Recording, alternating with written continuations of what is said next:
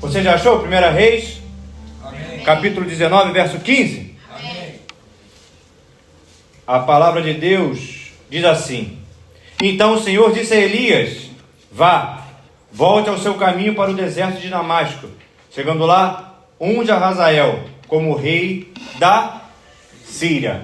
Amém? Quero convidar você a mais uma vez fechar os seus olhos, curvar a sua cabeça, porque nós estamos numa igreja e aqui é costume de nós orarmos. Amém? Senhor meu Deus, nós estamos na tua casa, Pai. Nós estamos aqui nesse momento, Pai, ansiando por um toque seu, Pai. Ansiando, Pai, para que o Senhor fale conosco, Pai, pois nós precisamos de um renovo da sua parte, Senhor. Nós viemos até a sua casa, Senhor, porque nós precisamos ouvir a voz do nosso Pai, Senhor. Precisamos, Senhor, ser tocados por Ti, Pai. E nós viemos até aqui, pois cremos que nós servimos a um Deus que é vivo e que falará conosco nessa noite, Pai. Nós te louvamos e te agradecemos em nome de Jesus. Amém e amém. Hoje, queridos, nós visitaremos a história de Elias, um homem que é conhecido por todos nós que estamos aqui nessa noite, com uma biografia diferente assim. A biografia de Elias, ela foi permeada por aquilo que Elias fez debaixo do poder de Deus, porque Elias foi um homem que foi muito usado por Deus. Elias foi um homem que de maneira particular e singular, ele ouvia a voz de Deus, de maneira quase que audível, como se falando ao ouvido dele. Ele, além de ouvir a voz de Deus, ele seguia as ordens que Deus usava. Ele profetizava em nome de Deus, ele operava milagres de acordo com a vontade de Deus. Ele limpava o altar de Deus de acordo com a vontade que Deus lhe mandava que ele fizesse. Ou seja, Deus falava com Elias diretamente. Deus falava com Elias porque Elias era um homem que tinha intimidade com Deus. E se você tiver a oportunidade de olhar para o lado, você vai ver aí uma pessoa que está do seu lado nessa noite que tem uma intimidade ímpar com Deus. Essa pessoa que está sentada aí ao seu lado é uma pessoa que fala com Deus diretamente. Então aproveita que você já está olhando para ele e fala assim: olha, você é íntimo de Deus. Agora fala para esse aí que está do seu lado e fala assim: ó, você é um profeta da parte de Deus.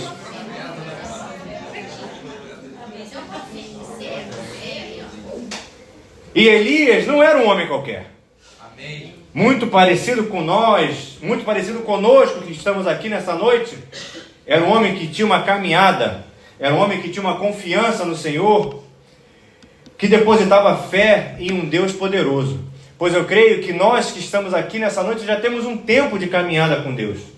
Nós já temos um tempo que andamos com esse Deus e já temos a nossa confiança depositada nesse Deus. Nós já temos uma perspectiva com relação a esse Deus que transcende ao neófito. O neófito é aquele que começa a caminhar agora com Deus. Nós já conhecemos Deus com uma certa profundidade. Eu posso ouvir um glória por conta disso.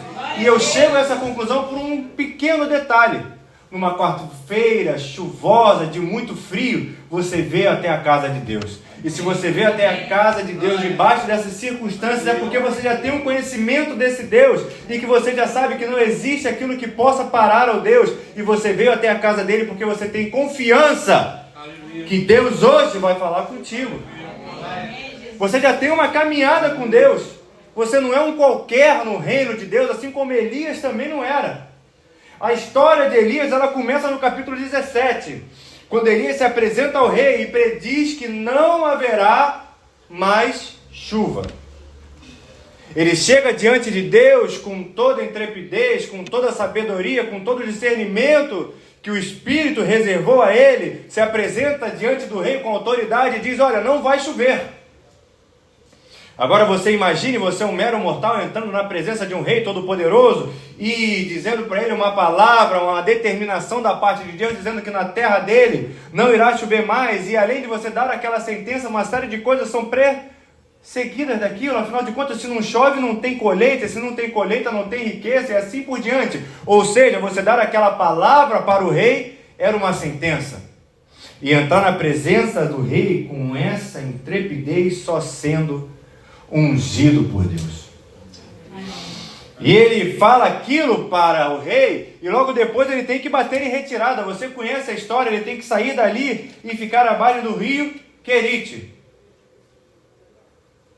E Querite tem uma peculiaridade. Querite quer dizer divisor de águas. Querite quer dizer algo que divide a sua história em antes e depois. Querite quer dizer um episódio que marca a sua história e que a sua vida depois daquilo passou ou não é mais a mesma. Eu não sei se você já teve um querite na sua vida. Eu queria que você fizesse um sinal se você já teve um divisor de águas na sua vida. Algo que aconteceu e que depois daquilo a sua vida nunca mais foi a mesma. Aleluia. Aleluia. Algo que aconteceu e que de repente você não esperava. Algo que veio e dividiu a sua história em antes e depois daquilo. E que se você fechar os seus olhos e de repente você se sentiu envergonhado de levantar as suas mãos, você vai perceber que você teve sim um querite na sua história. Algo que aconteceu, uma doença de um familiar que chegou, algo repentino que chegou e que mudou a sua história em um antes e depois. E fatalmente, quando você passou por esse momento, você achou que a sua vida tinha acabado. Você achou que depois daquele momento as coisas não seriam mais como era antes.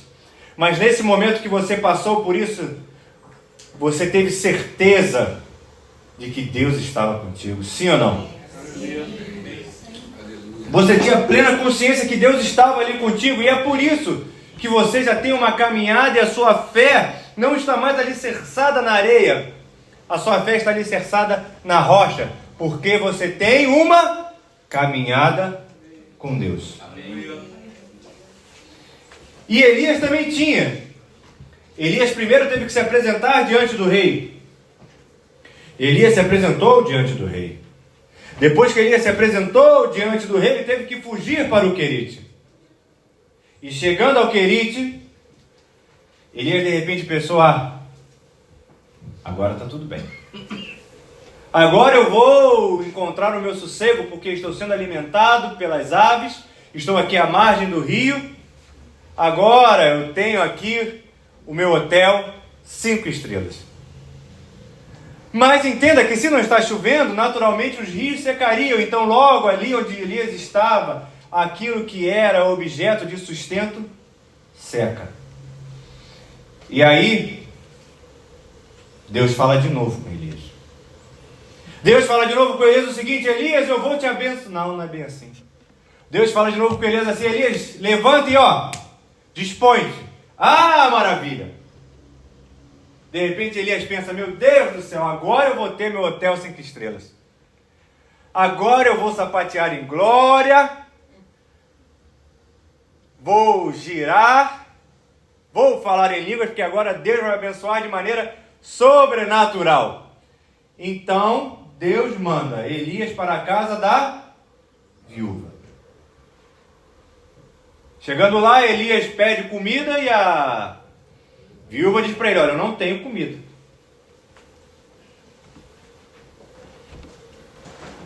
Já viu aquele meme do John Travolta, que ele fica assim? Ninguém viu? Nunca viram esse meme? Nunca viu? John Travolta fica assim procurando o que está acontecendo. Eu deduzo que Elias naquele momento começou a se questionar, falou: meu Deus do céu, o que está havendo? Eu fiz o que Deus mandou, eu profetizei, vai para o rio, eu fui. O rio seca, sai, vai da viúva. Chego na viúva, não tem comida. Elias então, debaixo da unção da parte de Deus, um milagre acontece ali. O milagre acontece e Deus sana aquela situação. Isso está no capítulo 17 desse mesmo livro. Você depois pode ler, a história começa no 17 e vai ali adiante, para você poder entender como é que a vida de Elias foi traçada por Deus. Então, ele está ali com a viúva, opera o milagre, e depois disso, o filho da dona da casa adoece e morre. Elias então deve ter coçado a cabeça, como todo homem faz quando uma mulher traz um problema para ele, que o homem coça a cabeça, a primeira coisa que ele pensa é: meu Deus, como é que eu vou resolver esse troço? Meu Pai das luzes, me dá discernimento, sabedoria, que o filho da madame morre. Elias então, ele ressuscita o filho daquela senhora. Então faça um processo para que nós possamos recapitular aqui. Elias vai diante do rei, sim ou não? Sim. Depois de passar diante do rei, ele vai morar na beira do rio, sim ou não? Sim. O rio seca. Aí ele vai para a casa da viúva. Chega na casa da viúva, não tem comida. Ele faz aparecer comida, porque Deus é com ele. Amém. O filho dela morre. Ele ressuscita o filho dela. Se você estivesse no lugar de Elias, qual seria o questionamento que você iria fazer? Pergunta para esse irmão aí. Se você estivesse no lugar de Elias, que questionamento você iria fazer? Eu estava muito bem, falei com o rei, saí de lá, fui para o rio secou. Eu fui para a casa da viúva, cheguei lá, não tem comida, o filho morre, comida, o filho. Meu Deus do céu. Eu saio de um problema e logo... Vocês que estão falando. Meu pai das luzes, eu saio de um problema e logo vem outro.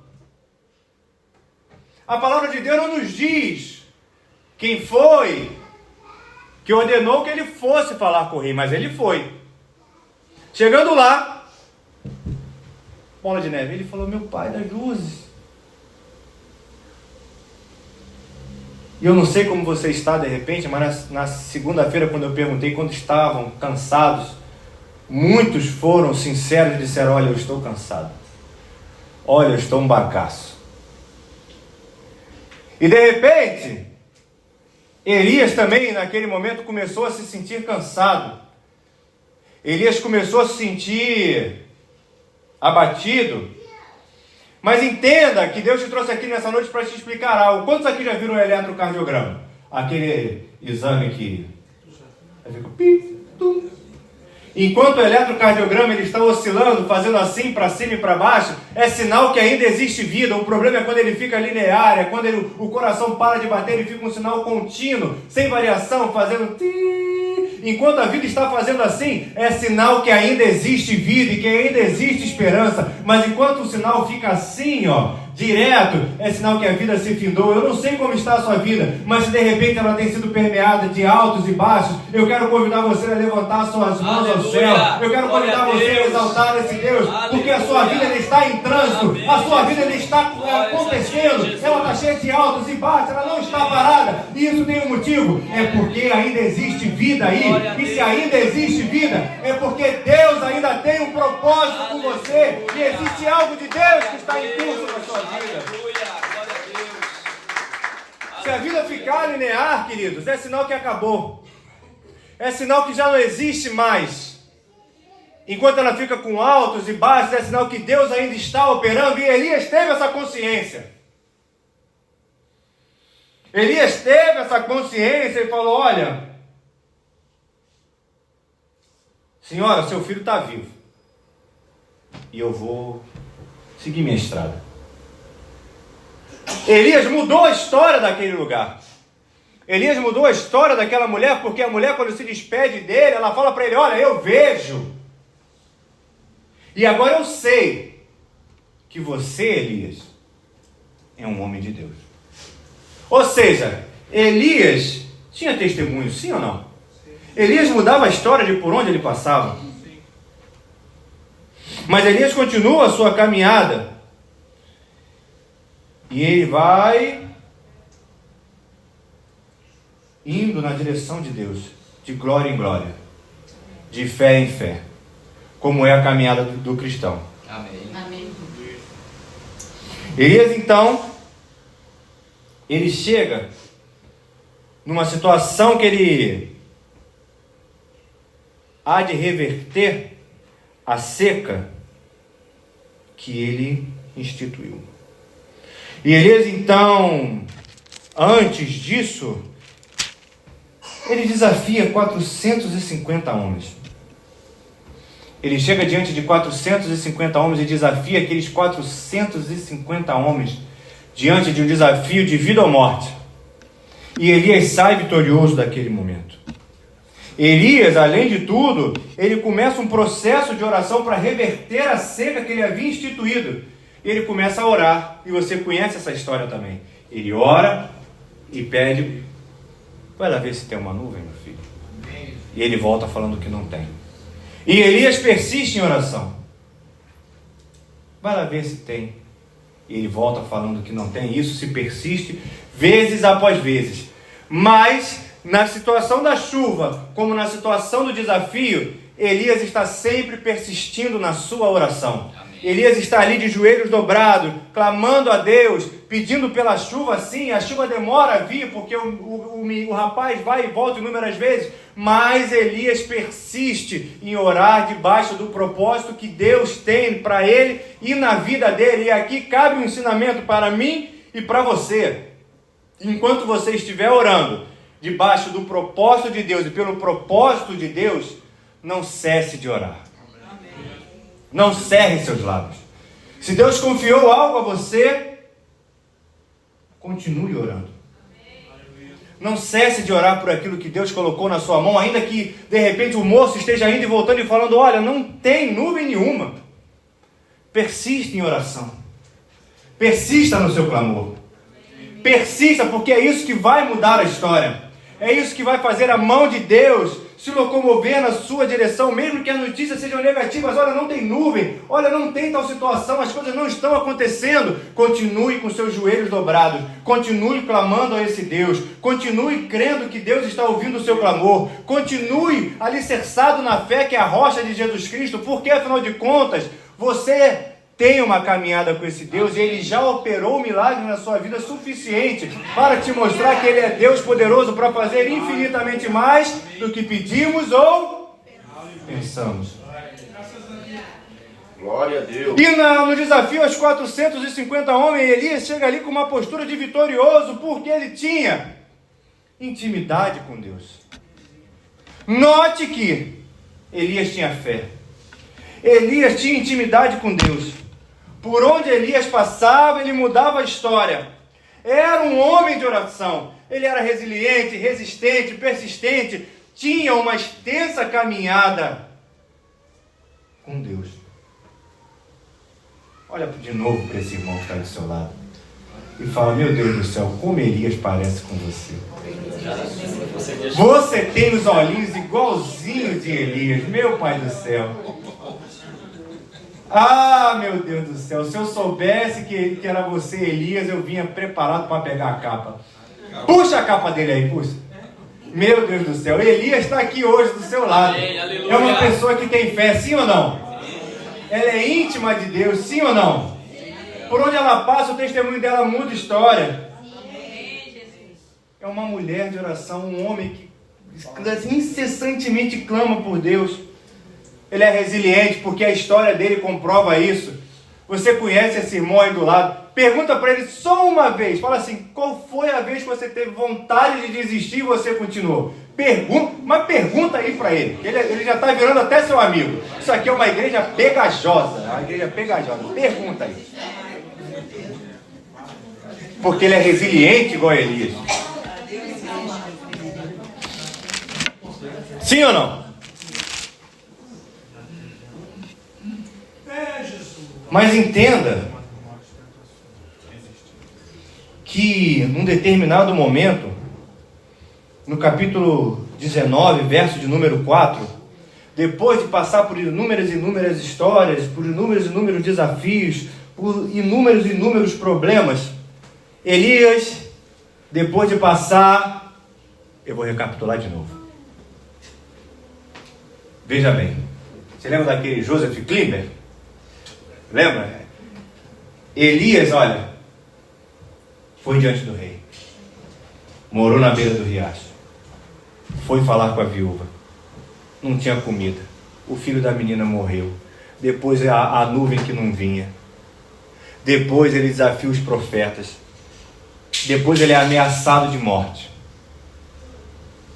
E aí, queridos, no capítulo 19, de verso número 4, Elias diz, a palavra de Deus diz que Elias se volta para o céu, porque dentro do coração dele existia um sentimento, dentro do coração dele existia uma vontade. A palavra de Deus diz que Elias sentiu vontade de morrer e orou para Deus: basta, Senhor, tira a minha vida.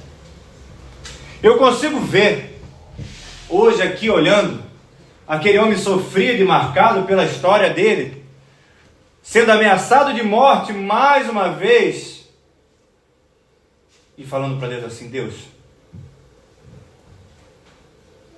deu. Entenda bem que a palavra nos garante sim que Elias teve medo daquela ameaça de morte. A palavra de Deus diz: Elias teve medo. Mas será que Elias não teve medo também quando ele se apresentou diante do rei? Será que Elias também não teve medo quando Deus falou: ó, vai para a beira do rio? E ele falou: vou viver de quê, diácono Beck? Na beira do rio. Será que Elias não teve medo? Será que Elias não teve medo quando ficou sozinho diante de 450 homens? Será que Elias não teve medo também? Então o que foi que mudou para que o medo viesse? E aí, queridos, eu orando e perguntando para Deus qual foi o problema que Elias teve, que dessa vez ele sentiu medo. E existe algo que Deus falou comigo, e é óbvio, eu já disse aqui que Elias sentiu medo, porque está escrito na Bíblia. Contudo, medo, entenda bem isso, é um sentimento inerente ao ser humano, é necessário para uma adaptação social do homem, no meio em que ele vive, porque um homem sem medo, ele é um rapaz que vai sair por aí de moto, sem capacete, sem prudência alguma, vai sair adentrando no mar com grandes ondas. Agora, ele também sentiu medo, mas junto com esse medo, eu aposto que veio um cansaço. Porque uma luta atrás da outra, um problema vindo atrás do outro, situações que vão vindo se empilhando na sua frente, chega uma hora que eu queria perguntar nessa noite, eu queria que você fizesse um olhar, uma caminhada para dentro de você e que fosse sincero diante de Deus. Quantos aqui já chegaram de repente diante de determinada situação e falaram assim: não deu, faz o que você quiser. Eu já conversei, eu já dialoguei, eu já tentei de tudo, eu já mudei história, eu já te apresentei exemplo, já te contei parábola, já fiz teatrinho, já fiz marionete, mas agora basta, Senhor. Chega. São lutas em cima de lutas, Senhor.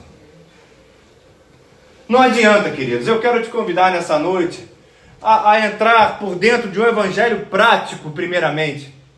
Porque você que já tem uma caminhada com Deus, você já aprendeu durante a sua caminhada que o evangelho é prático. Não prático de coisa simples, mas prático de coisas de você colocar no seu dia a dia. Prático na sua convivência. Você já aprendeu que o evangelho, ele precisa ser praticado. E não adianta nesse momento, nesses dias que nós estamos enfrentando nas nossas vidas, fazer aquele olhar polianesco, fingir que nada está acontecendo e em determinados momentos fingir que está tudo bem. Eu queria que você fosse sincero e pudesse de repente fazer um sinal para que eu soubesse que eu não vinha a um lugar errado. E se alguma vez na sua vida você falou assim: olha, cansei, basta, eu vou, vou tirar minha roupa, tô louco, vou tirar minha roupa, não quero mais saber, vou tomar banho e vou dormir, chega. Fez que nem Elias. Basta, Senhor. Eu não esperava que isso fosse acontecer. Tem momentos que nós passamos na nossa vida, quando nós de repente passamos por provas, lutas, tribulações, e as coisas vão se chegando, a gente passa por perda que nós não esperamos, a gente fala: Deus, eu não esperava por isso, Senhor. Eu não esperava por isso, Pai. E queridos, eu queria deixar bem claro, para você e para mim também, porque eu demorei um pouco a chegar a esse entendimento, e me martirizei durante muito tempo, pedir para Deus, basta, Senhor, eu estou cansado, Pai. Não é pecado, querido. Durante muito tempo foi dito para nós, não, você não deve perguntar o porquê para Deus, você tem que perguntar para quê. Mas na cruz do Calvário existe uma frase que Jesus Cristo fala para Deus, que é: Pai, por que me desamparaste? Querido, não é pecado falta de fé. Entenda bem o que eu estou querendo lhe dizer essa noite.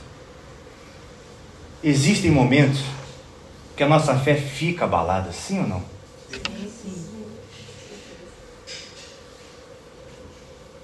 Mas Deus conhece a sua estrutura. Amém. Quando você vira para o céu e fala, basta, Senhor. Existe um Deus do céu que olha para você e que sabe as lutas que você tem passado. Existe um Deus no céu que sabe as lutas que você tem enfrentado. Existe um Deus no céu que sabe as dores que você tem passado. Existe um Deus no céu que sabe os remédios que você tem tomado para passar por essa dor. Existe um Deus no céu que sabe quanto peso nesses ombros você tem carregado. Existe um Deus no céu que tem visto a sua caminhada de glória em glória. Existe um Deus no céu que tem olhado por você incessantemente. Existe um Deus no céu que contempla a sua dor. Existe um Deus no céu que sabe a sua estrutura. Existe um Deus no céu que sabe que você é feito de pó. Existe um Deus no céu que tem olhado para você. Existe um Deus que tem te visto e que te entendeu quando você olhou para o céu e disse, basta, Senhor. Amém. Existe um Deus no céu que te entendeu primeiro. Porque as lutas, elas vieram chegando, sim ou não? Sim.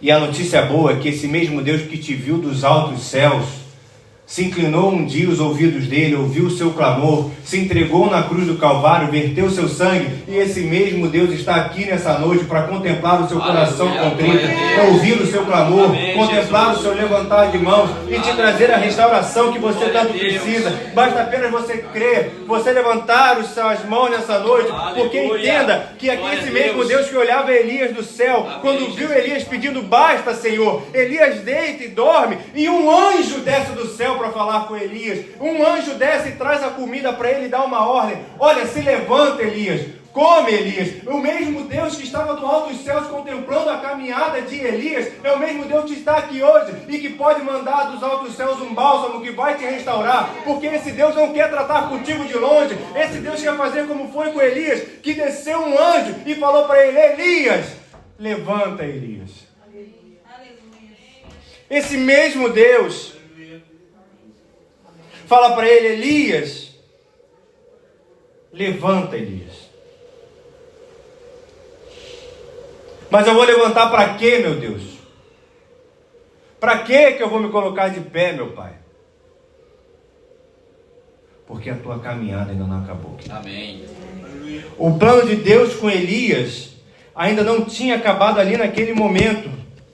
Afinal de contas, então tá, tudo bem, eu estou entendendo. Então o que Deus queria de Elias? Falar com ele no secreto. Porque Elias, quando sai dali, ele vai direto para a caverna. E aí, não é um anjo que vem falar com Elias. Não é um anjo que desce do céu para falar com Elias.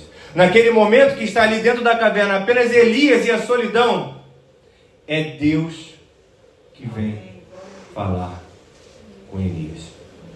No momento que nós nos levantamos e falamos assim, tudo bem, Deus, tudo bem, eu vou caminhar pela fé, eu vou fazer o que o Senhor está me mandando fazer, eu não estou com vontade, porque eu pedi a morte para você, ó Pai, eu falei, basta, Senhor, eu não aguento mais, mas o Senhor me falou, levanta, eu vou me levantar e andar. Deus vem falar contigo no seu íntimo. Amém. Aleluia.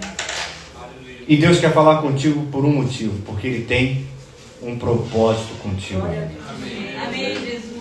A sua história não termina agora. Por mais que de repente você tenha falado, Deus, basta. Eu sou Elias, Senhor. Eu já vi prodígios e maravilhas. Através da minha palavra parou de chover. Elias chega para Deus e fala assim, Deus, tira a minha vida. A vontade de Elias era que Deus o levasse naquele momento. Mas o plano que Deus tinha para a vida de Elias era que ele fosse arrebatado. Elias foi um homem que pediu a morte, mas ele jamais viu a morte até hoje. Elias foi um homem que ele tinha um plano para ele, mas Deus tinha algo especial revelado e guardado ainda para Elias, que havia de ser entregue. Então, de repente, o desejo que você tem no seu coração hoje é de parar. O desejo que você tem no seu coração hoje é de ficar onde você está cansado. Mas o plano que Deus tem para a sua vida hoje é te renovar, é te colocar de pé, é que você ore na presença dele e ele te visite no teu íntimo. É que você rasgue as suas vestes na presença desse Deus e que no secreto, que é dentro do seu coração, ele irá te responder. É que você nessa noite se coloque diante da presença de Deus e comece na presença desse Deus a falar: Deus, eu estou cansado sim. Pai, eu estou sobrecarregado sim, mas Deus, eu ainda espero o teu renovo sobre a minha vida, porque eu sei que meu Redentor vive, que ainda existe uma caminhada dele para a minha vida. Então você que crê nessa palavra, de repente está sentado do lado de alguém que está triste, então coloca essa mão ungida no ombro dele e fala: não pare de caminhar, porque Deus ainda tem uma caminhada contigo, ainda existe algo que Deus quer fazer contigo, e é hoje que Deus vai te colocar de pé para falar contigo no secreto. Amém, Jesus. Deus vai te colocar de pé hoje, porque Ele quer falar contigo. Então existe dever de casa. Deus vai te colocar de pé hoje para você orar no seu secreto. Deus vai te colocar de pé hoje para orar lá onde você tem como lugar de oração. Se você não tem, você vai criar hoje esse lugar de oração. Porque Elias, ele apresenta diante de Deus: Deus, eu tenho um problema assim. Deus, eu estou passando por uma situação. Eu tenho sido zeloso, eu tenho feito as tuas coisas, eu tenho tomado conta, Elias apresenta o seu problema diante de Deus com toda a inteireza e sinceridade de coração. Eu não sei qual é o problema que você tem. Eu não sei o que te motivou a vir hoje à casa de Deus, mas uma coisa te motivou a vir até aqui, que é o seu cansaço. Você está cansado, sobrecarregado dos problemas que têm se abatido sobre a sua vida. E você precisa de um toque de Deus nessa noite. Você precisa de algo especial desse Deus para que Deus te coloque de pé. Você precisa de algo da parte de Deus para que Deus possa fazer o sobrenatural na sua vida. E eu não sei aqui quem precisa desse toque, mas você que precisa de um toque da parte de Deus, eu queria te convidar nessa noite a fazer um sinal para os céus assim, porque esse já é o primeiro sinal de sinceridade na presença desse Deus. Esse já é o primeiro sinal que você diz: Deus, eu estou desfalecendo, porque pelas minhas forças eu já não posso mais, meu Pai. Deus, basta, mas eu creio, Senhor, que o Senhor pode tocar em mim nessa noite e renovar as minhas forças, Pai. Cadê o Reginaldo, pelo amor de Deus? Reginaldo, vem para cá, meu filho, me ajudar. Faça um sinal para os céus nessa noite. Porque Deus pode te tocar hoje, fazer com que o sobrenatural se mova na sua direção. Você que fez um sinal para os céus, se coloque de pé. Amém, porque nós vamos orar. Aleluia, glória a Deus. Nós vamos orar crendo que existe um Redentor que vive e que por nossa causa ele se levantará. Amém, Jesus. Eu sei que o meu Redentor vive. Eu sei que foi Ele que me trouxe aqui. E nós temos 10 minutos para clamar por esse Deus, para que Ele possa, Senhor, ver o nosso coração contrito. Amém, Jesus. Eu não sei qual é o problema que você tem. Eu não sei o que tem afligido o seu coração e tem te deixado cansado. Feche seus olhos, curva a sua cabeça, vamos orar. Pai querido, Deus amado, eis aqui o teu povo, Senhor. Eis aqui, Pai, pessoas que precisam e anseiam por um toque seu, Pai. Amém, Jesus. Eis pessoas que chegaram aqui na tua casa, Senhor, ansiando por um toque, Pai, porque, Senhor, as lutas se acumularam, Pai. Essas pessoas que aqui estão, Pai, vieram até aqui porque, Senhor, elas creem, Pai, que o Senhor é um Deus poderoso para mudar a história delas, Pai. Essas pessoas que aqui estão, Pai, são pessoas, Senhor, que creem, Pai, num Deus vivo, Pai. Num Deus que não é feito de barro, Pai. Num Deus que é feito de carne, que conhece a nossa estrutura, Pai. E nós adentramos na Tua presença, Pai, pedindo da Tua misericórdia sobre as nossas vidas, Senhor. Deus, Pai amado, Deus Todo-Poderoso, contempla os nossos corações, Pai. Olha para a nossa estrutura, Pai. O Senhor sabe do que nós somos feitos, Senhor. O Senhor sabe, Pai, quanto nós temos sido afligidos, Senhor. O Senhor sabe, Pai, que na Tua presença, Pai, nós temos entrado, Senhor, com inteireza de coração, mas sem alegria de alma, Pai. O Senhor sabe, Senhor, que nós temos passado por lutas, por provações, Pai. O Senhor sabe, Pai, que a solidão, Pai, tem nos consumido dia após dia, Pai, porque no momento da dor, Pai, parece que ficamos sozinhos, Pai. Deus querido, guarda de Israel, contempla os nossos corações que sangram, Pai. Contempla, Senhor, nossos corações que entram na Tua presença pedindo da Tua misericórdia, Pai. Contempla, Senhor, os nossos corações, Pai, a nossa carne que treme, Senhor, aflita, Pai. Os nossos ossos, Pai, que rangem, Pai, e tremem de dores diante de Ti, Pai. Nas madrugadas que passamos, Deus, diante da Tua presença, pedindo da Tua graça, da Tua misericórdia, Pai. Daqueles momentos, Pai, que nós questionamos, Pai, o sacrifício da cruz, Senhor. O Senhor contempla os nossos desesperos, Pai. O Senhor tem olhado por nós de maneira sobrenatural, Pai. E o Senhor não nos julga, Deus. O Senhor, Pai, por conhecer a nossa estrutura, Pai, o Senhor contempla os nossos corações, Pai. O Senhor sabe do que nós somos feitos, Pai. E o Senhor é capaz, Senhor. Ah, Deus, o Senhor é capaz, Pai, de renovar, Pai. O Senhor é capaz de fazer novo, Pai. O Senhor é capaz, Senhor, de tirar o cativo, Pai. O Senhor é capaz de reverter esse cativeiro, Senhor. O Senhor é um Deus vivo, Pai. O Senhor é um Deus, Pai, um Deus de graça. O Senhor é um Deus de misericórdia, Pai. O Senhor é um Deus, Pai, que nos sustenta, que nos faz caminhar, Pai. O Senhor é um Deus que tem operado em nossas vidas, nos tem nos sustentado até aqui, Pai. E o Senhor tem visto, Pai, a nossa alma, Senhor, o nosso corpo, o nosso coração, Pai, sendo inundado pela ansiedade, Pai. O Senhor tem visto, Pai, a nossa alma, a nossa carne sendo inundado pelo desespero, Pai. O Senhor tem visto, Pai, a nossa alma, Pai, sendo inundada pela dúvida, Pai. Então, Deus Todo-Poderoso, contempla os nossos corações, Pai. Olha por nós, Senhor. E começa a nos curar agora, Pai. Derrama de um bálsamo direto do Teu trono sobre as nossas vidas, Senhor. Faz o impossível que só o Senhor pode fazer, Pai. E, Senhor, começa agora, Pai. Por favor, Senhor, pela Tua misericórdia, Pai. Contempla nossas vidas, Pai. E começa nesse momento a trabalhar no nosso interior, Pai. Nos dando uma descarga nova, uma nova porção de esperança, Pai. Para que nós possamos crer, Pai, que amanhã no dia, quando despertar, Pai, não vai ser mais um dia, Senhor, mas vai ser um dia diferente na Tua presença, Pai. Vai ser um dia que o Senhor nos fez para que nós regozijássemos, Pai. E que amanhã, Senhor, começa a virada do nosso cativeiro, Pai.